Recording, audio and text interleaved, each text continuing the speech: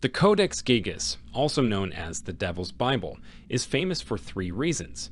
It is the largest illuminated medieval manuscript in the world. It is so perfectly and uniformly written that the feat appears inhumane, and it contains a large full-page portrait of the devil. Written sometimes between 1204 and 1230, the book is 92 centimeters tall, 50 centimeters wide, 22 centimeters thick, and weighs around 79 kilograms. It initially contained 320 leaves of vellum reputedly made from the skins of 160 donkeys. At 2 pages per donkey, the skins would have covered an area of 142.6 square meters, though 12 leaves were removed at some unknown date for some unknown reason. Very large illuminated Bibles were a typical feature of monastic book production, but even within this group, the page size of the Codex Gigas is exceptional. The manuscript is written using the Carolingian minuscule, a popular and highly legible medieval script. It contains many detailed illuminations, mostly decorated letters and geometrical or plant-based forms, except for a squirrel perched on top of an initial, a portrait of Josephus, and the infamous caricature-like portrait of the devil. There are also 2 images representing heaven and earth complete with the sun, moon, and stars, plus a planet made of sea with no land masses. The Codex is bound in 1 volume, with thick wooden boards covered in white leather decorated with blind stamps, none of which has been seen elsewhere. Both boards have metal fittings, in the 4 corners and in the center, each one masterfully decorated and containing a raised button on which the book was supposed to rest.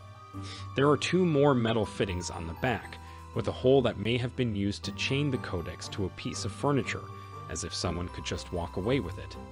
The binding was damaged in a fire, and in 1819 it was rebound by an artisan in Stockholm, who received 78 riksdaler for materials and labor, with which, for comparison, he could have bought 2 cows. Inside it, we can read the entire Latin Bible, Isidore of Seville's Encyclopedia Etymologia, Josephus' Antiquities of the Jews, Cosmas of Prague's Chronicle of Bohemia, plus numerous writings describing magic formulae, exorcism rituals, and a calendar. A National Geographic documentary included interviews with specialists in the areas of writing and forensic analysis, who concluded that it was written by a single scribe, and that the writing alone would have required a minimum of 5 years of full-time, single-minded labor, plus 20 more for the decorations. The scribe would have had to rule each page before forming the letters, after which 100 lines a day would have been a reasonable goal. What makes the Codex all the more intriguing is the nature of the writing, since there are no signs of age, disease, mood, or a natural evolution in style. In fact, its length, size, detail, and perfection are of such extraordinary magnitude that a legend regarding its origins was recorded in the Middle Ages, stating that it was written by a monk who broke his monastic vows and was sentenced to be walled up alive. In order to avoid this harsh penalty, he promised to create a book that would include all human knowledge, and that it would be ready in 1 night. When he realized that he could not complete the task alone, he asked the fallen angel Lucifer to help him finish it in exchange for the monk's soul. The devil accepted the deal, and the monk added his portrait in gratitude for his help. This picture of the devil is interesting in itself, since he is wearing a white loincloth with small comet-shaped red dashes, which have been interpreted as the tails of ermine furs, a common symbol of sovereignty. He also has a forked tongue, an image used in the Bible to denote a dishonest human being. Could the drawing actually be some form of political commentary? Here is a quick timeline of the manuscript's eventful life.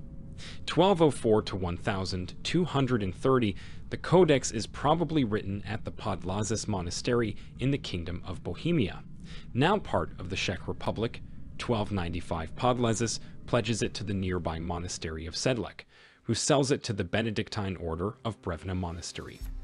1594 Emperor Rudolf Elu takes the Codex on loan and puts it in his castle in Prague. 1648 Prague is sacked by the Swedish army, and the manuscript ends up in Queen Christina's library inside the castle Trekroner.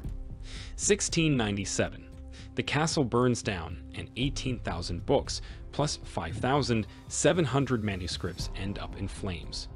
The Devil's Bible survives because someone throws it out the window, injuring a bystander, and the book binding is seriously damaged. 1768. The manuscript is installed into the newly built Stockholm Palace. 1819. The book is rebound. 1878. The Codex is moved by Slate to a new library building in the Humlegarden Park. 2007. The manuscript is loaned out to Prague, where it is shown in the National Library. 2018. It becomes a permanent display inside the Treasury Room of the Royal Library in Stockholm. If you can't go to Stockholm, you can have a look on the library's website, where the entire work is viewable in digitized form. Well, you've reached the end of the video. If you are interested in learning more about similar topics, here you will find other really interesting videos from the channel. Thanks for watching this video. Click on the like button if you enjoyed it, and do not forget to subscribe in case you didn't.